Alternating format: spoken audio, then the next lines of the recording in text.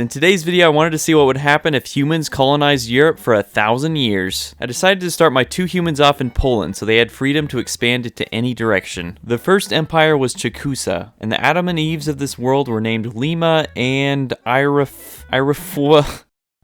Susan. Also, pay no attention to that. In year 2, they learned how to build fires, which soon attracted some unwanted attention. Just before year 4, the first child of the settlement was born, who we named Jeremy. Being born into a world without war or conflict, one of his main characteristics was that of being peaceful. But we would soon change that. At this time, they also elected Susan as king of Chikusa. What she's king of at this point, I'm honestly not sure, but good for her. More children were born to Lima and Susan, such as Kima, and the first sinner of the New World, Ashi. One of my ancestors was also born, and his name was Shahatu. In year 15, they established a new colony, Miovo, to the southeast border of Poland and Ukraine. And at year 20, the colony had grown to 40 population, and they began to put together a form of militia. In year 30, Chekusa began to construct more advanced housing, which allowed their population to grow much quicker. They also built a third colony, Rarona, now moving southwest into the Czech Republic. Chekusa, since their conception 30 years ago, had been thriving. But all good things had to come to an end though, and hard times were just on the horizon. In the year 40, a great ice age began, and the world began to freeze over and grow dark. In their time of peace and plenty, Chekusa had not been stockpiling any food,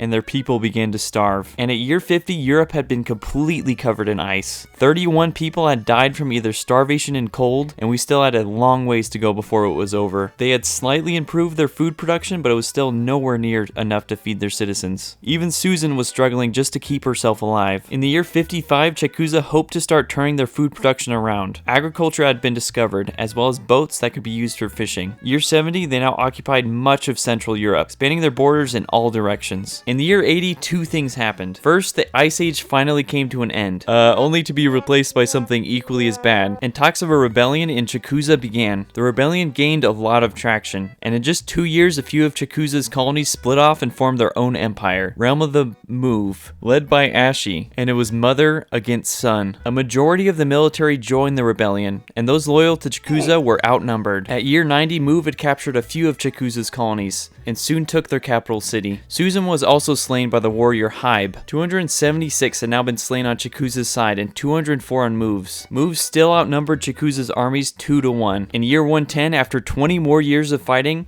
Chekusa's last colony had come under attack from Move. Soon, Chekusa was no more. Ashi had been slain in the war, and another of the sons of Susan had taken his place, Uchapede, the Greedy. Why does this empire just elect like the worst people? Within the next 10 years, civil unrest became stronger and stronger under the greedy rule of Uchapede, and in the year 120, it hit a breaking point. A new empire was formed, Ifatup, and Move was about to get a taste of their own medicine. Move and Ifatup's populations were comparable, but Ifatup had 3 times the army of Move. Colony after colony fell, and eventually Move was scattered across the continent. In the year 140, the last of their forces fell, and the last colony was captured. The reach of the now world ruler Ifatup now ran from Greece all the way up to the Scandinavian countries. The wars had also forced them to advance their technology quickly, now forging bronze, silver, iron, as well as creating a new variety of weapons. Everything changed in the year 154 though, when several rebellions broke out among Ifatup's colonies. Great Ik was the largest among them, standing at nearly 700 population, followed by Evaniv and Holy Ibec. Their cities quickly fell over to Great Ik. Just short of year 170, Ifatup seemed like they were goners, and they nearly were, but at the year 170, when they had just 1 colony left, the war just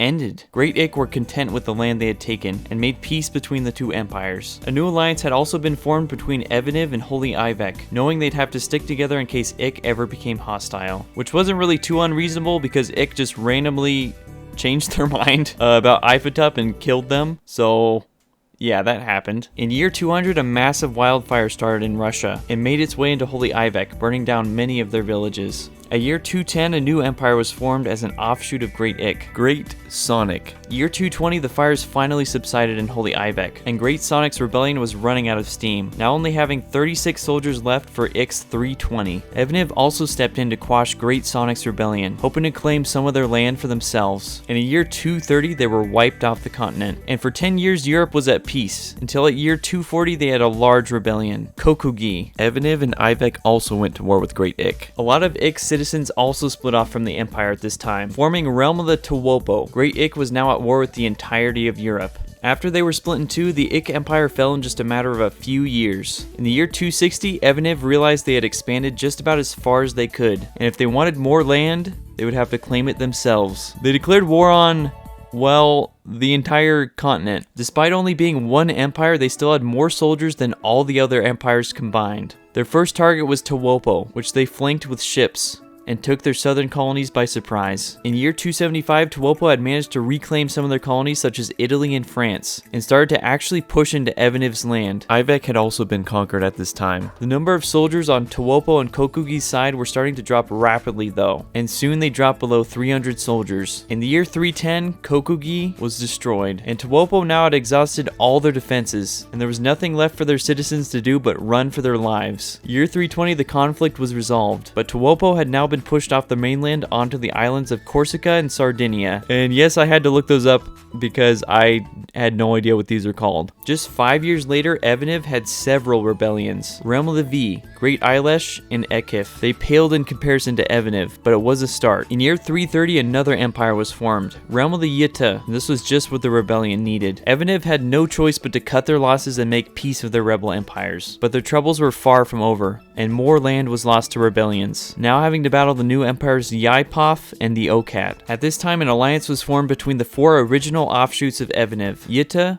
Ekif, V, and Ilesh. The new empires also got the same idea, and Yaipoth, Okat, and the newest addition, Baileka, also formed an alliance. Evaniv did not stand a chance against them now, and their long reign finally came to an end. We had about 20 years of peace, but when there was little land to gain naturally from expansion, it forced war upon the world once again. The Baileka and the Okat dissolved their treaty with Yaipoth and attacked them. The Acts of Great Alliance on the other side of Europe also got the same idea, and soon the entire continent was at war with Yaipoth. After 9 years of war, Yaipoth was down to just one colony left. The 7-nation army of the world funneled into their borders, and in the year 380 there was no longer any trace of them. And in the year 385, the Acts of Great Alliance was ended, meaning now it was every nation for themselves. Realm of the V seized this opportunity and attacked Esophi, and in the year 400, Esophi had been kicked off the mainland and now only occupied the United Kingdom. I'm sure they would have rather just died. At this time, Yitta and Ekif declared war on the Baileka. The Baileka were hard believers that the best defense was a great offense, and so they tried to get the drop on Yitta by attacking first. Unfortunately, this meant their whole nation was left completely undefended. Two alliances were formed, one between Ekif and Yitta, and the other between V and Ilesh. It wasn't until the year 420 that the Baileka was destroyed and the conquest of Storm was ended. Yitta had spread themselves too thin though. They had acquired too much land too fast and had troubles maintaining it. Rebellions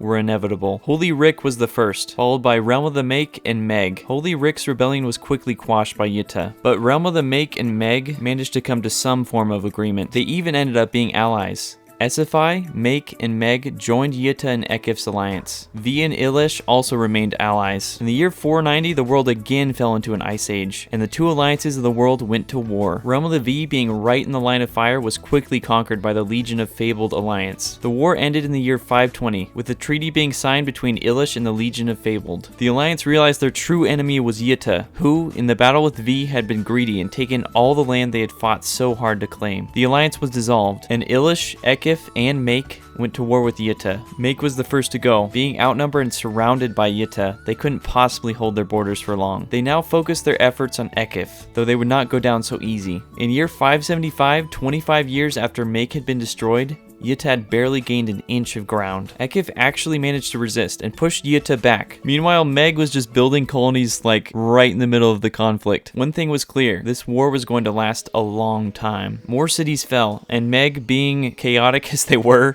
continued to build more colonies. In year 630, Meg's efforts had paid off, and they now had grown into a small empire. They now set their sights on conquering Esophi, who they had outgrown in number. They severely overestimated their strength though, and only sent like 4 soldiers to attack Esophi, which, yeah, went about as you'd expect. And in the year 645, Meg had a large rebellion, Fanny, that completely turned the tide of the war. They had burned bright, but they had burned fast, and soon they were conquered by Esophi. Realm of the Yitta also had a large rebellion that stunted their efforts against Ilesh and Ekif. Realm of the High. Would this rebellion save Ekif and Elish? We'd have to find out. Meanwhile, the Fanny wanted to grow larger, and to do that meant attacking the only nation that was outside this continent-wide conflict, Esiphi. In the year 700, they had grown to 2,000 population, and removed Esiphi from their place on the mainland as well as the United Kingdom. Fanny was content with their efforts, and decided to end the conflict between them and Esiphi. They even proposed an alliance with them, which Esiphi accepted, though they might have just been worried about